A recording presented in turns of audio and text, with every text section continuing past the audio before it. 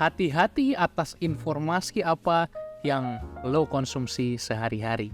Itulah yang membentuk benak dan pikiran kita.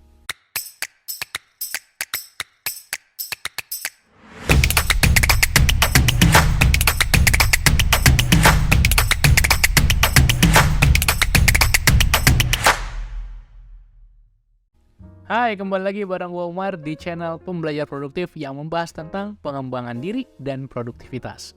Ketika kita mau menjadi lebih baik, kita harus mengelola apa yang ada dalam pikiran kita. Karena semua bermula dari pikiran.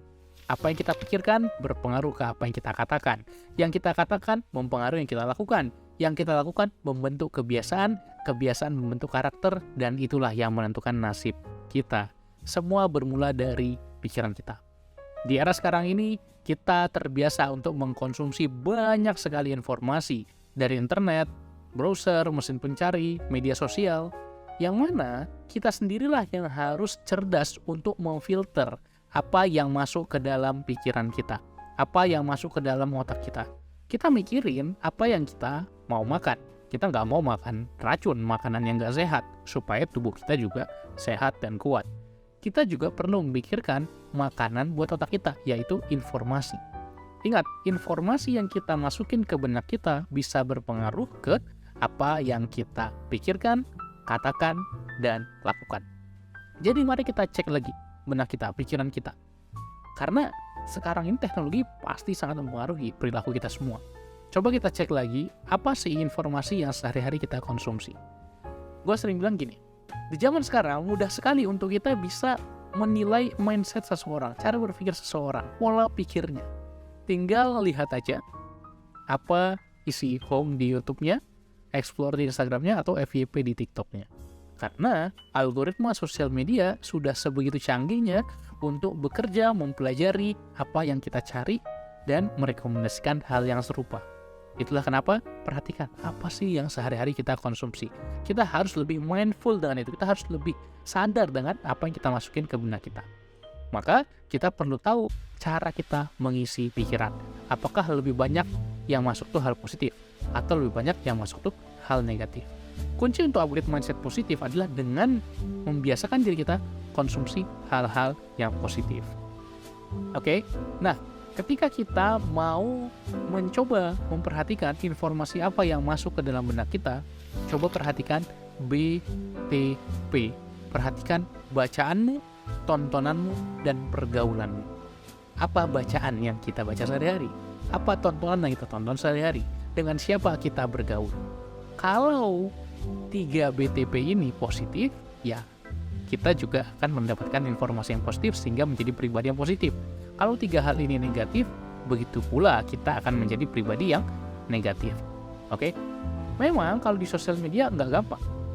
Karena sebegitu banyaknya informasi dan kita sudah terbiasa mendapatkan berbagai informasi-informasi yang sudah terprogram dalam akun sosial media kita.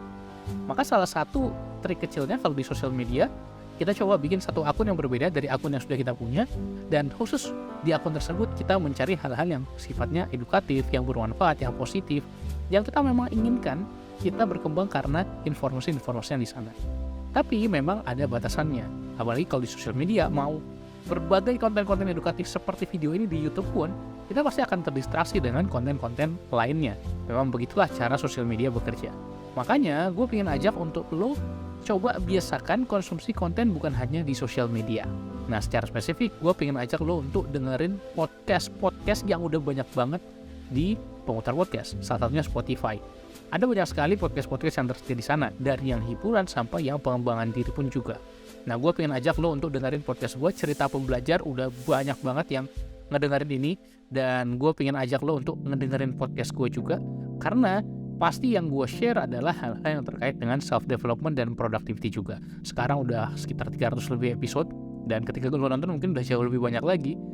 Tapi kalau lo membiasakan putar 1 episode saja setiap hari, pastikan, rasakan, pikiran lo akan banyak sekali yang sudah mencoba ini, sudah melakukan ini, udah dengerin podcast gue 1 episode aja setiap hari. Sekarang udah banyak sekali, lo tinggal pilih yang mana yang lo tertarik. Tujuan kita bukan hanya mendapatkan manfaatnya, tapi membiasakan diri kita untuk memasukkan informasi yang positif. Gimana? Setuju? Coba lo lakukan 7 hari pertama. Dari hari ini, selama 7 hari ke depan, dengarkan 1 episode podcast cerita pembelajar yang akan mengembangkan diri lo. Apakah harus podcast? Sebenarnya enggak, tapi kenapa gue rekomendasikan podcast? Karena kalau misalnya lo nonton YouTube, lo mudah sekali terdistraksi oleh video-video yang lain. Apakah podcast enggak begitu? Podcast juga bisa, tapi keunggulan dari podcast, ini sifatnya audio ya, udah banyak juga podcast video, tapi ini gue bahas yang seperti di Spotify. Podcast audio kita bisa dengarkan sambil kita melakukan hal lain. Kita bisa konsumsi informasi sambil kita, nggak harus sambil ngeliat gitu kan, kita bisa sambil nyuci, sambil setrika gitu ya, kalau di rumah sambil beres-beres, sambil ngelakuin hal lain, asalkan yang tidak high fokus, kita bisa nyambil. Dan itu akan sangat berguna, nggak ngabisin banyak waktu kita lagi, tapi bisa upgrade diri kita perlahan-lahan.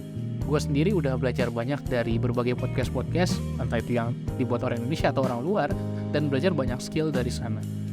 Dan ngerasa banyak banget manfaat yang udah diberikan oleh mendengarkan podcast ke diri gue setelah bertahun-tahun mendengarkan podcast. Gak ada waktu khusus yang dialokasikan, nyambil-nyambil bisa, tapi bisa belajar banyak. Why not?